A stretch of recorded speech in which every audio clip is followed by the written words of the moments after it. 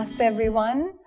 We are here at the Kanha Shantivanam Ashram outside of Hyderabad speaking today to Daaji on the occasion of International Yoga Day. So this is a wonderful, wonderful place. I got in here myself last evening and it's already been several hours of meditation. So Daaji today is going to really give us an insight into what Raja Yoga is, how meditation links to yoga, and tell us a little bit about his experiences and how we can all imbibe these into our life.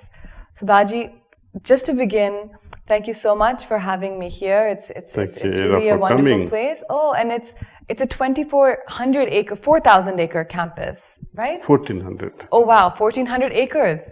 Oh my gosh. And it's the headquarters of your organization, which is SRCM. Sri Ramchandra Mission. Sri Ramchandra Mission. And this entire estate is still under construction and it's going to be the headquarters. And when did this project start? Well, it started long back, 5-6 years back now, acquiring land and developing, this barren land into oasis kind of. That's why we call it Green Kanha. Yes, and yes. And it's still in the development. Right now it's a construction site, though we have so many programs going on parallelly. And I think it'll take a few more years, maybe 10 years, maybe 20 years to finish it. I saw one very interesting thing. I saw a lot of trees that were almost in sort of plasters, and I said, what's going on? And I was told that all of these trees were rescued from other places. Correct. And all brought here to be brought back into life. So will you tell us a little bit about what you're trying to do here with the environment? Because I don't think I've ever seen so many species of plants and flowers all in one place as I've seen here. So it's really something. It's like a museum of plants. Well, with growth, India is on a growing trend. It's waking up. And when some growth is happening at a material level, starting with infrastructure development, roads are widening. Roads are widening means trees are the one who gets the first blunt. Remove them, we need to expand the roads. They will not remove, suppose some wholly constructed buildings are there, they will not remove. They will dare not move, but they will easily cut the trees. So, when we come to know and when some officers say, please take these trees, and if it's within our budget, we'll go and pick them up. That's so wonderful. Yeah, so these trees which you found them here, they were actually rescued trees meant for felling. So we went there and prepared the field here before we brought them here. And they are here. And India is, I would say, such vast varieties of species. I think it has more than Amazonian forest. Oh, wow. Yeah. It is not as dense because our people have lost the forgotten art of caring for the trees. Nevertheless, we have to bring back that attitude of worshipping helpless trees. That's true. And Daaji, I just saw a tree being cut the other day. And I was shocked, really, that the inside of the tree looked like a human body. It looked like it was red, it looked like it had veins and arteries. I said, wow, chopping a tree looks like you're chopping a human body, really, or an animal. It did look to me. So I think there is some very special energy that even plants and trees have, which we don't really respect as much anymore as we once used to. It's a sad story. If you are very sensitive, very few people are these days though. Sensitive in the sense perceiving others' sentiments, others' emotions, others' feelings, what they go through. Trees, they come on a number one list. They absorb all that is unnecessary to human beings. Carbon dioxide, for one, it is toxic for human beings. But it will convert into oxygen, give it. I tell you, once I had a terrible, I would say, health problem, where I would feel constantly dizzy. And someone said, "Why don't you sit beside a tree?" Motherly figure in my life. And request prayerfully that you sit beside this tree. Would you exchange our energies? My energy you can surely make use of, and I borrow your energy if you don't mind. And prayerfully sit beside the tree with your back.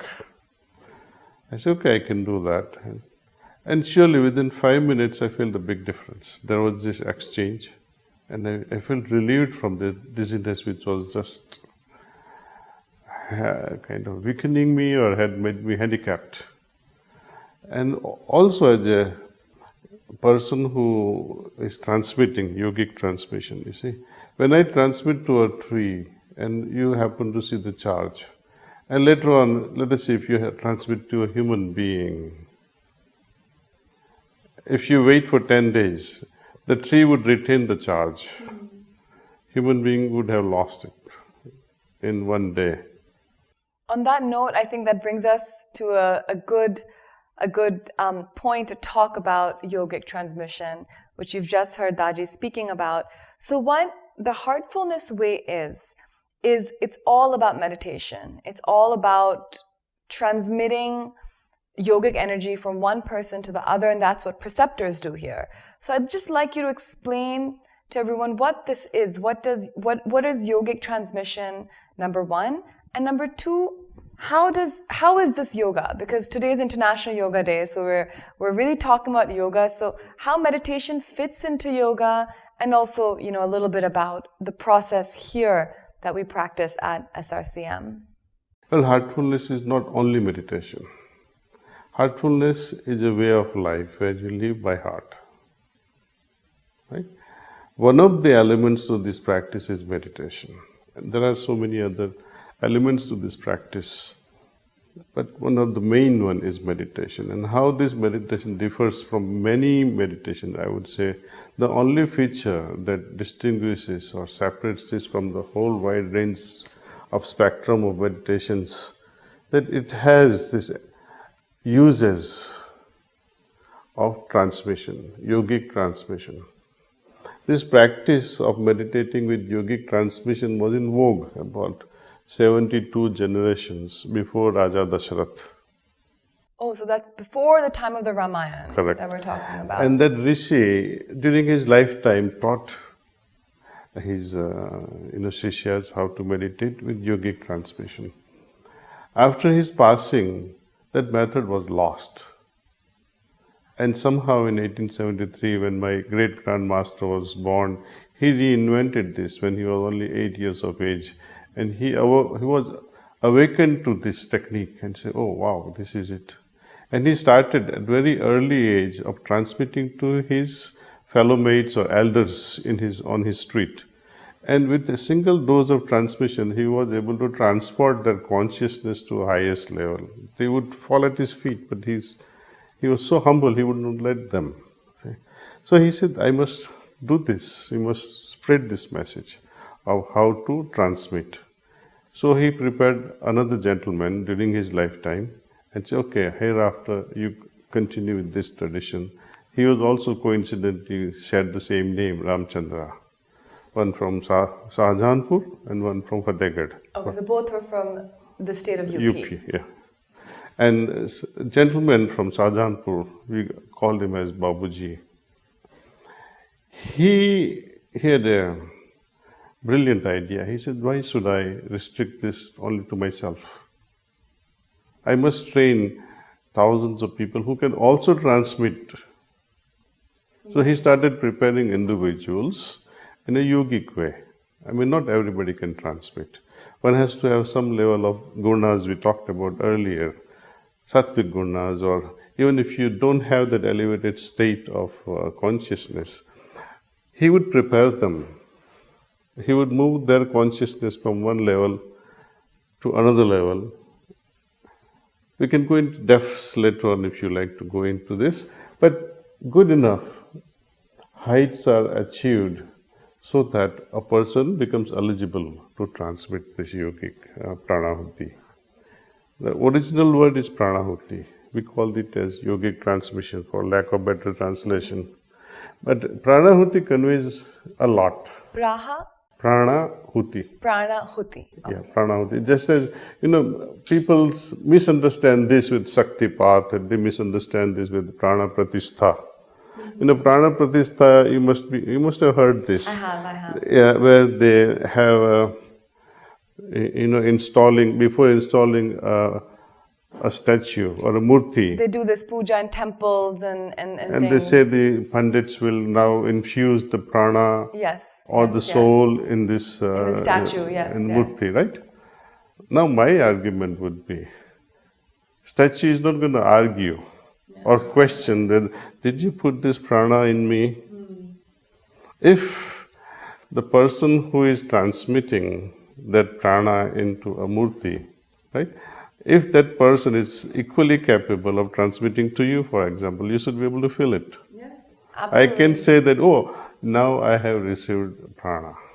So basically, the yogic transmission that we're talking about is a transmission of prana. Exactly. And could you explain to us what prana is? Because I think there's a lot of confusion. The word is used a lot, but then what really is prana? Prana is a life force. Okay. To distinguish this, I'll give you a small example. 2-3 examples I'll give you to make you understand what this prana is all about. At a physical level, we need nourishment to sustain our body. We have a balanced diet, right? We take vitamins and minerals and proteins and all carbs in balance. Good. We exercise to maintain physical fitness. Next level, we have a second body, subtle body, we call manas, right? How are we enriching our manas, intellect, ahankar, and consciousness? How are we refining them? See? Very difficult to understand. Well, somebody might say, I enrich my mind, I go to university, I go to college, I interact with people, I watch, read books, right? Watch YouTube videos in today's day and age. Like this. Yes, like this. So, that is one way of enriching your subtle body. We have a third body, causal body or Karan Sarir, we call Atman. How will you enrich that? Our soul. How do you enrich that? See? So, pranahuti comes to play. And how do you feel that? How would you feel when that soul is enriched? We understand when physical body is enriched, you feel the difference. When the subtle body is enriched, you also see the difference between a person who is mentally enriched and mentally not so enriched. You can see that person, the way they behave, the way they talk, the way they interact. Likewise, spiritually enriched person, how would he feel, first of all? And how would others perceive such an individual? So once you receive pranahuti, it makes a world of a difference. Now, difference is noticeable by others like this. Imagine for a moment the trees, which are starved during summer times, no water. But they thrive through. Their life continues on with the root system. It absorbs water from the grounds. With the first rain, what happens? The life returns. The tree is so mesmerized, it's so delighted, so joyful. You can see the branches moving and it's so fresh. Life has returned. It's like that. Root system earlier gave life, but rain gave much more. You see, it changed its life altogether. It became full of life. Like individually also, we are sustained by our soul. When transmission comes, when this pranahuti enters our life, it's like that rain. And Daaji, even in the practice of the Hatha Yoga or physical asanas, we do try to generate prana in our body through the asanas, through pranayama, in which we're doing breathing. But that generally, it does take a little bit of time. You have to keep on practicing, and you can't expect results and just say in one single yoga class. So how long does this process of pranahuti take? Does it take a lifetime? Does it take a few months, a few days, maybe a few minutes? What's your, in this time-starved world, is it possible for people to get pranahuti or the yogic transmissions and use them in a timely way? Sure, you can get it, definitely. I would recommend you do this experiment. You don't have to believe me. You don't need to have blind faith. We are done with blind faith. When somebody says, please believe in God, I'm glad today's youth is questioning, why should I believe in God? It makes parents and grandparents very angry. Yes. And, when someone says, do you believe in God? Most people, even grandmother you ask, do you believe in God? Perhaps he might slap you. Why are you asking me such a question? Yes, I believe in God, but when you say, why do you believe in God? Then grandma will have no answer, except to say, you are foolish. Yes. Education has spoiled your mind. My mother taught me, our scriptures, our Sanskriti, our civilization, our culture says God is there. It's okay, this tradition continues. But it can be beautified if this knowledge is translated into experience. Rather, experience should be able to firm up our knowledge and say, okay, now I realize the truth behind such statements like God is sarvavyapi or sarvavyapi, but do you feel His presence everywhere? You don't. Then your sentence is empty sentence. When you say God is sarvagyani or He knows everything, He's omniscient, but you doubt it every second and you pray like hell. You didn't help me, you didn't do this or you didn't do that. You question Him, you remind Him, you are supposed to do this for me, you didn't do this. And you curse Him. In same way, omnipotency of God, we question. Knowledge is there. He's omnipotent, omnipresent, omniscient. You see? But spirituality, yogic practices ought to, ideally, bring about these things in a realistic way, make us understand through experience. Absolutely. And I think what I found very interesting here at the campus is that there were no temples. So I asked, is there a temple? Are there idols? And they said, no, because we believe that every person is God.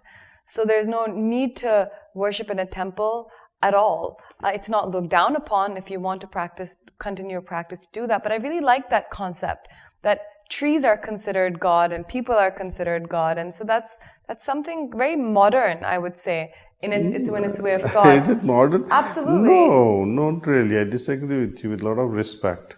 Because even Vedas, how did the worshipping of rivers started, worshipping of trees started, worshipping of rain started, worshipping of Mother Earth started, worshipping of the sky started.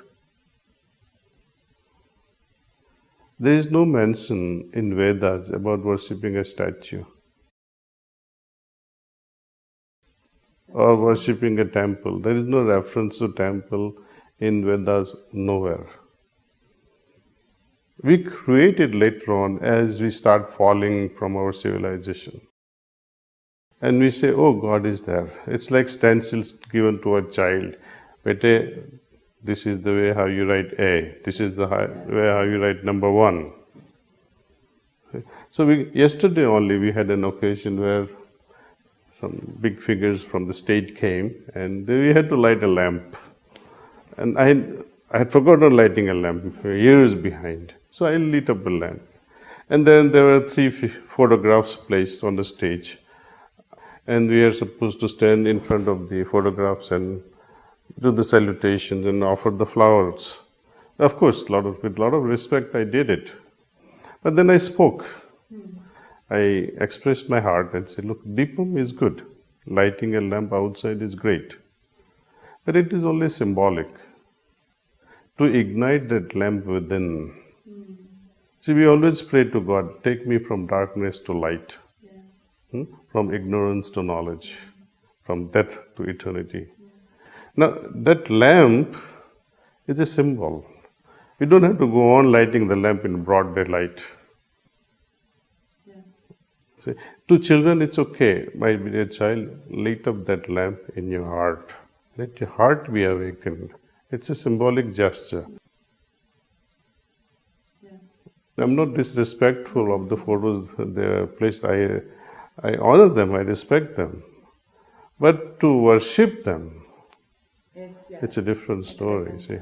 But Daaji, on that note, I want to talk a little bit about the Heartfulness way. So this book has just come out and I've just begun reading it, and I've already found it really wonderful because it's so simple, and it talks about just the process of meditation that you go through here. One thing, a question that I often get from people is, oh, how do you meditate? What is, and people are very confused these days because there's so many different kinds of meditations.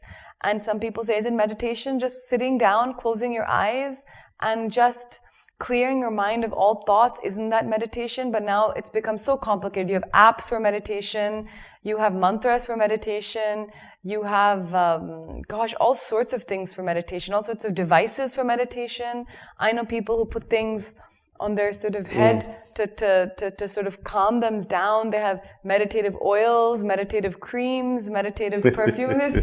There's a whole industry of meditative items to help you meditate. So can you talk a little bit about this phenomena, about the confusion surrounding meditation and how the Heartfulness way kind of tries to simplify it, and also what you think about this booming industry of meditation? Of course, yoga is booming, we all know that. But along with it, I think the new wave now is meditation. So I think the yoga boom happened a little while ago. Now it's the new meditation boom. So your whole thoughts on the business of meditation, and also how to just sort of get rid of all the confusion that we have around this idea of what meditation actually means. I'll put it very simply with a few questions that I'll be posing to you. When you're disturbed, when you're restless, can you be happy? Okay. So you have to be at peace to enjoy whatever in life, right? Now, how to arrive at peace? How to maintain harmony within? Is harmony possible without contemplative mind? Is contemplative mind possible without focused thinking? Is focused thinking possible without regulated mind? Is regulated mind possible without meditation? Is it? I mean, none of these are. None of this. So what about a scientist? So now, when you join these dots, we begin seeking for happiness. It's not possible in the field when you're restless. It has to be in the field where you're happy and at peace. Right? Peace is arrived at in a state of harmony. Harmony is possible when you are contemplative. Contemplation is possible when you're having a focused mind. Focused mind is possible when you have regulated mind. And regulated mind is possible only when you have meditation. So you can join the dots and say, meditation will take me to joy and happiness. So this is one simple thing. Easy to understand. Meditation is even easier than this understanding. When you, let us say, most people, they find it difficult to meditate because they don't know, first of all, how to meditate. Second thing, when they start meditation, the thoughts that arise in meditation, that keeps them off. Yes. And they don't know how to channelize their mind and arrive at a focused level, which becomes contemplative, becomes harmonious, which becomes peaceful. How to arrive at that? That key is in this pranahuti, transmission. See, transmission, when we meditate with transmission, you can see the difference. You see, I'm a pharmacist, and I know how to differentiate between a molecule, which is going to be effective for a particular disease, versus a placebo. right? When a research is done, it is compared against placebo. If the effect is as good as placebo, that drug is not good. This is Daaji also speaking with his background in pharmacy, so he is, before he, not before, actually during his business life, he was continually practicing this, and this also led to immense success in his work life, but we're going to talk about that a little bit later once Daaji finishes telling us. So this comparison of active medicinal molecule, which is used for headache, or perhaps it is compared with another headache curing medication, and if it is better than that, you have to forget the old molecule, new drug is in the market, right?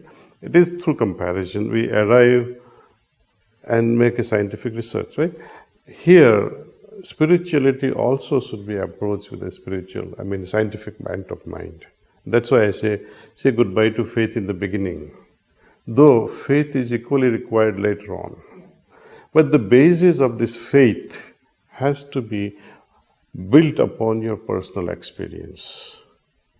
This experience that you have had because of transmission, and how this transmission can take you deeper within your consciousness, how it can make yourself lighter, how it removes the burden of misunderstanding and ignorance from you without even speaking a word.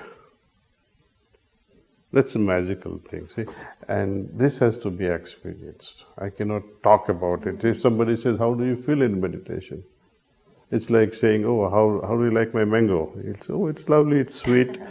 But then you can't say much more than that. Sweet can be anything, really. You have to try it out and see it. The most important thing is this, that because of this transmission, we are able to go deeper within ourselves, without which you cannot move at all in your consciousness. So two questions to end our conversation with. One is you have led an extremely successful life. Besides, of course, now you're the head of this wonderful organization which has centers in 170 countries and, gosh, probably millions of followers if we begin counting them. But you've also led a successful life in business and in work. And I think today's young generation wants to be able to balance those two things, and a lot of people come to me saying, oh, yes, we can just become yogis, but to be like you, we have to practice 3 hours of yoga a day. We don't have that kind of time. We have to go to work. So how is it possible for us? So well, you'll have to meditate 24 hours. Yes, absolutely. I'm just joking. Okay, good. Thank goodness for that. But so that's the thing. Is it possible to combine these two, to combine a sort of I would say the heartfulness way of life, as you initially began in our conversation, that this is not just a meditation practice. It's really a way of life.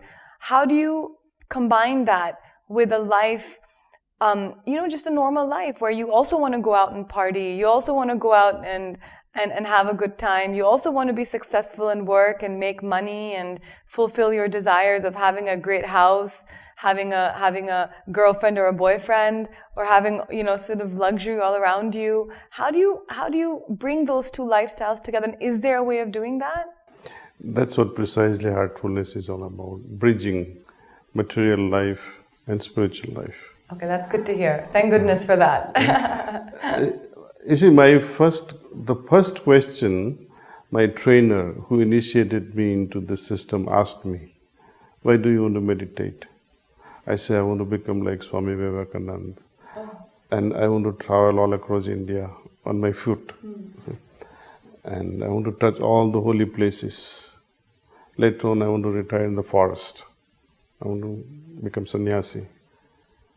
So she corrected me. She said, do you think God is everywhere? I said, yes.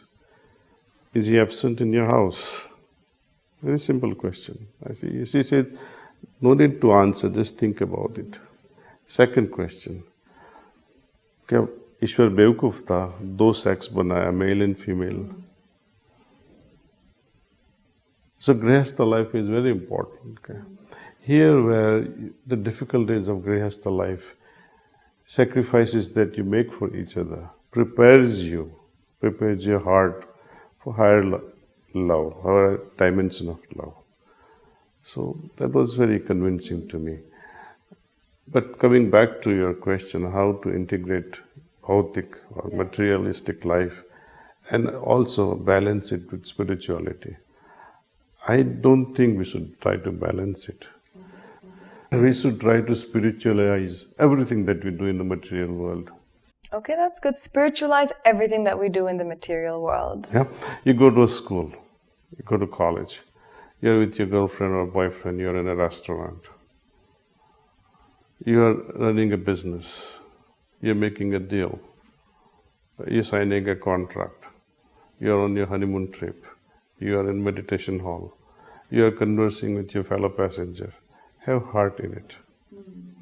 Remember that there is something within you which is pious, which is pure, and maintain it. So spiritualize all your interactions. And Daaji, on just a side note on that before I go to my final question, there's so many questions that we can keep on going, but I know we have a bit of a time limit. What about anger? You know, you talked about spiritualizing all your interactions, but it's normal in the course of life to lose your temper, to become a little impatient, to anger, of course, now I think is the number one most widespread disease, really, the way it's spreading. But does this practice, I would say, help with that? Can it? Because how does meditation help with anger? What is the connection between both of them? Anger, according to my Guruji, he says, Kama and Krodha, they are God-given. They cannot be annihilated. Now, if you consider them as original energy given by God, and as science says, energy cannot be destroyed. It can only be transformed.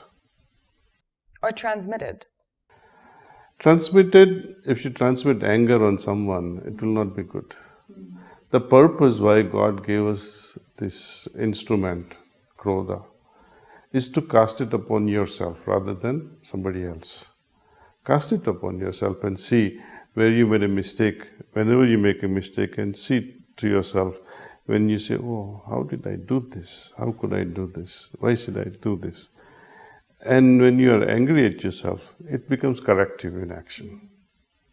When you have to cast it on someone, pause. Allow this anger to settle down a bit before you express yourself. And once you become slightly meditative, it will change its face. Anger will become compassion. You'll feel sorry that had you been angry on the other person, the results would have been different. But now you feel so sorry. You feel sad about that person. You feel pity at times. Yes. You have to let go. Yeah. Same thing happens with passion. What happens in passion? You take advantage of the other for your pleasure. Yes. That's all passion. Without the second person, fulfillment of the passion is not possible. But when you wait enough, pause enough, become meditative, and allow this passion to pass through your pure heart, it will change its face and become compassion. In compassion, you will care for others before you think of yourself. So passion also can change with pausing in a meditative way. So pausing just to lash out with greater force is different. So pausing to analyze and becoming more corrective is positive in nature. It will ennoble the other person also. So you can get angry. It's very easy to get angry and blast the other person. Yes. But what do you achieve out of that? See? You are destroying the relationship, number one. Yeah. And when there is a scar, you may finish the discussion, you may agree, you may depart with affection, but no one can forget the bout of anger that you have casted on other.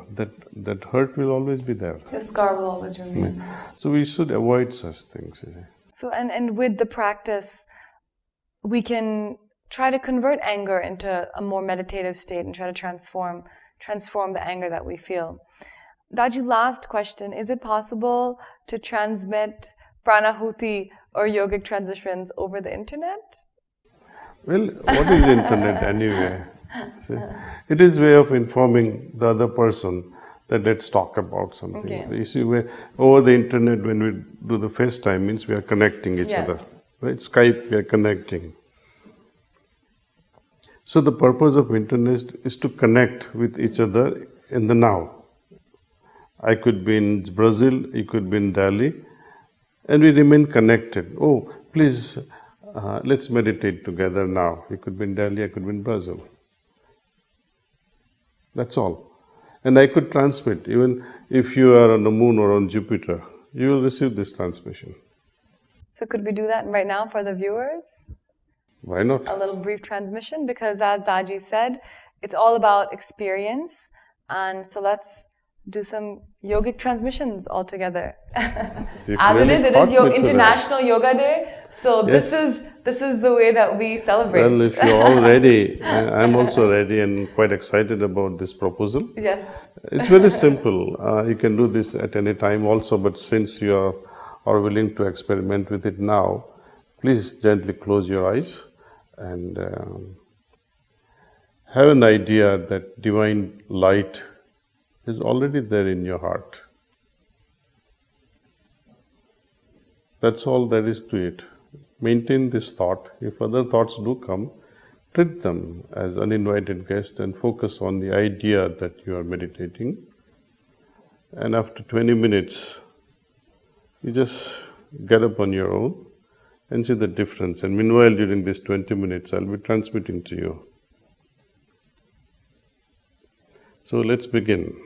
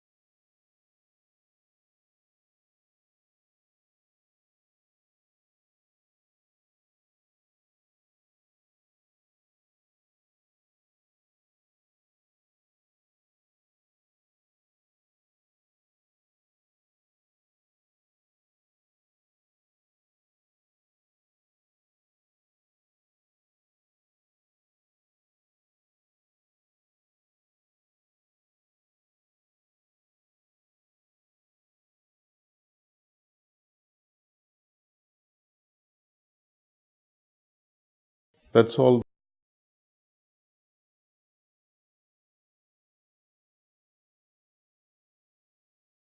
Daaji, thank you so much for this wonderful conversation. Now that people really understand the philosophy behind the practice, they will be able to get something really good out of it. So I think we've covered the intellectual part, and now comes the experience part.